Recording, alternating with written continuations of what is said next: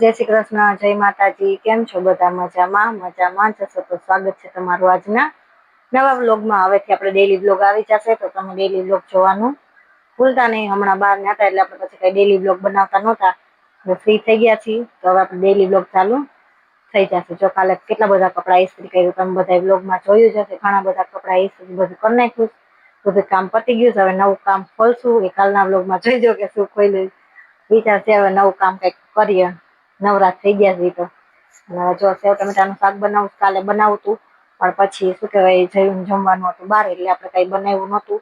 એકલી હતી એટલે કઈ બનાવ્યું નહોતું. તો વિચાર છે કે અત્યારે સેવ ટમેટાનું શાક અને રોટલી બનાવી નાખીએ. બહુ મસ્ત થાય. પેલા પાણી આવી ગયું હોય છે, મોટર બધું ચાલુ કરી દઈએ.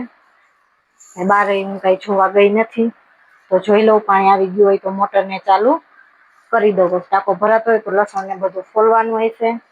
ફોલી નાખીએ. આપણે તમને બધાને ખબર જ છે કે અમે કઈ લસણ ફ્રીજમાં ફોલીને રાખતા નથી. જોઈએ એટલું ફોલી લઈએ લસણ.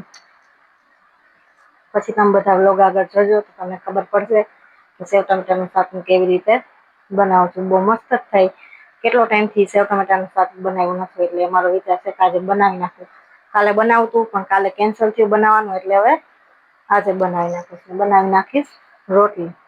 સારું ચાલો હવે હું બહાર જોઈ લઉં પાણી એવું છે કે નહીં. દરવાજો મેં હજી કઈ ખોલ્યો નથી તો હવે હું મારું કામ ચાલુ કરી દઉં તો તમે બધા વ્લોગ આગળ જોતા રહેજો. હવે જો રસોઈ કરવાનું ચાલુ કરી દીધું. અહીંયા બનાવી લીધી ખીચડી, લોટ બાંધીને રાખી લીધો. અહીંયા બધી શાક વઘારવાની તૈયારી કરી લીધી. હવે આપણે અહીંયા મૂકી દઈએ તેલ ગરમ કરવા.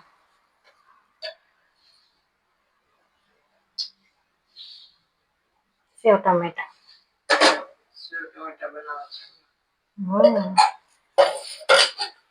તો અહીંયા હવે તેલ ગરમ થાય પછી આપણે એમાં નાખી દઈએ મીઠો લીમડો, રાઈ, જીરું. જો આપણે જે પેસ્ટ બનાવી એમાં જ બધું નાખી દઈએ. તો મરચું,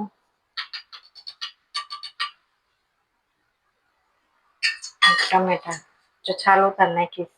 દેશી ટમેટા વાળા બહુ હોય તો છાલ એની બહુ ઓલે તો શાકમાં કઈ એકદમ ટમેટા ગળતા નથી એટલે આપણે છાલ ઉતારી નાખીએ. હવે આપણે આમાં જ નાખી દઈએ બધા મસાલા. જો આપણે તીખું ખાતા હોય પ્રમાણે નાખી દેવાની ચટણી. થોડુંક એવું નાખી દઈએ ધાણા જીરું. આને શું કહેવાય? હિંગ કહેવાય. હવે નાખી દઈએ થોડીક એવી હિંગ. થોડીક એવી નાખી દઈએ હળદર. અહીંયા ફૂલ થઈ ગયું તેલ. બંધ કરી દઉં ગેસ. ફૂલ થઈ ગયું. હવે આપણે નાખી દઈએ રાઈ અને મીઠો લીમડો.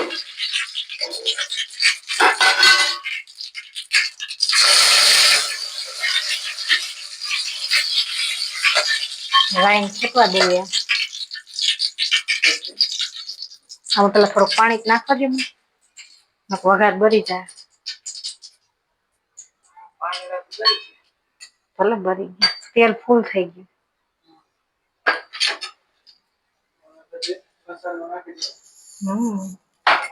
આપણે ગેસ તો ચાલુ કરી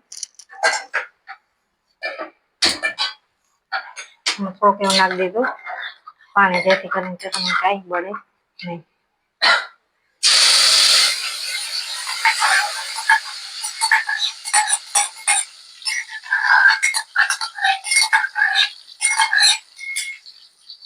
વઘારને આપણે સરસ રીતે પાકવા દઈએ. ટમેટા સાવ બળી જાય તેથી વઘારને મસ્ત પાકવા દઈએ. પછી ઉપરથી નાખી દઈએ સેવ. સારો ચાલો વ્લોગ આગળ જોતા રહો. સરસ રીતે વઘાર પાકી ગયો. એકદમ મસ્ત ટમેટા ગળે જેથી છાલ ઉતારી નાખી.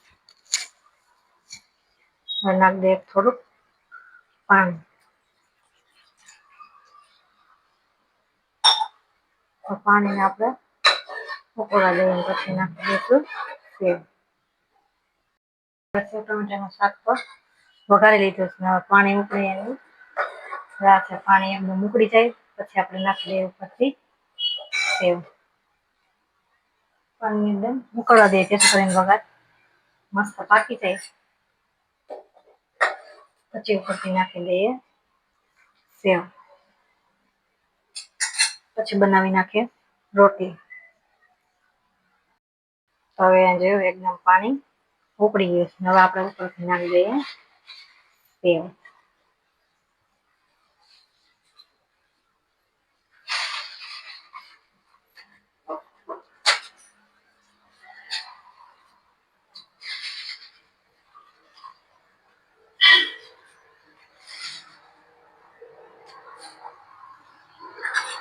હવે આપણે આને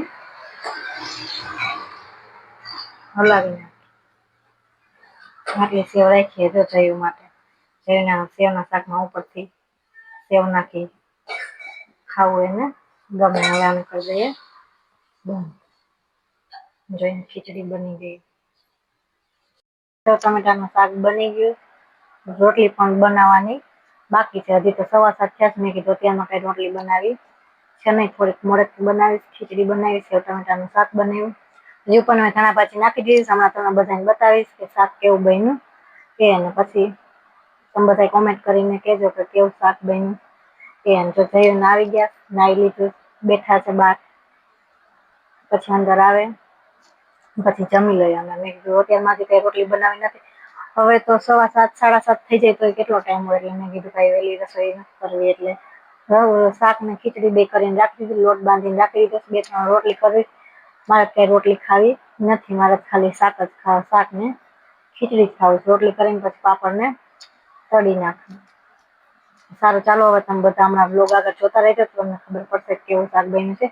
ગરમ ગરમ હોય એટલે આપણે તેલ ના નાખ્યું એટલે કઈ દેખાય નહીં. સારી રીતે આમ 2-3 મિનિટ આપણે 5 મિનિટ રાખીએ શાક. પછી આપણને તેલ ને બધું ઉપર દેખાય. તો સારું ચાલો હવે તમે બધા બ્લોગ આગળ જોતા રહેજો. જોઈ લો આપણે સરસ મજાનું સેવ ટમેટાનું શાક બની થઈ ગયું છે તૈયાર. બહુ તેલ નથી નાખ્યું. અત્યારે ઉનાળો છે એટલે બહુ તેલ ને ઓછું ખાઈએ તો સારું. એટલે સરસ એવું લોથેલું બનાવ્યું. ખીચડી યારે મજા આવે એવું. હવે આપણે બનાવી નાખીએ રોટલી. તમે બધા કોમેન્ટ કરીને કહેજો કે શાક કેવું બન્યું છે એ. તમે બનાવી નાખ્યું છે. ઉનાળો છે એટલે તીખું ઓછું બનાવીએ અને તેલ ને એવું બધું ઓછું જ નાખીએ. નકામ પછી રાતે પીસોટી ને એવું પડે. તીખા નકામાં ઓટકાર આવે. એટલે જો આપણે સાદું સિમ્પલ ટમેટાનું શાક બનાવ્યું છે. તો શિયાળો ને હોય તો આપણે બનાવીએ. શિયાળો હોય તો પછી તેલ વાળું ને એવું બનાવીએ. અત્યારે કઈ એવું બનાવ્યું નથી. આપણું સરસ મજાનું સેવ ટમેટાનું શાક બની થઈ ગયું છે તૈયાર. તમને બધાને એમ થતું હોય છે હમણાં કેમ શાક સજોલા દેખાય. કારણ કે અત્યારે છે ઉનાળો એટલે તેલ ને એવું આપણે બધું ઓછું જ નાખીએ. ચટણી ને બધા મસાલા ઓછા જ નાખીએ.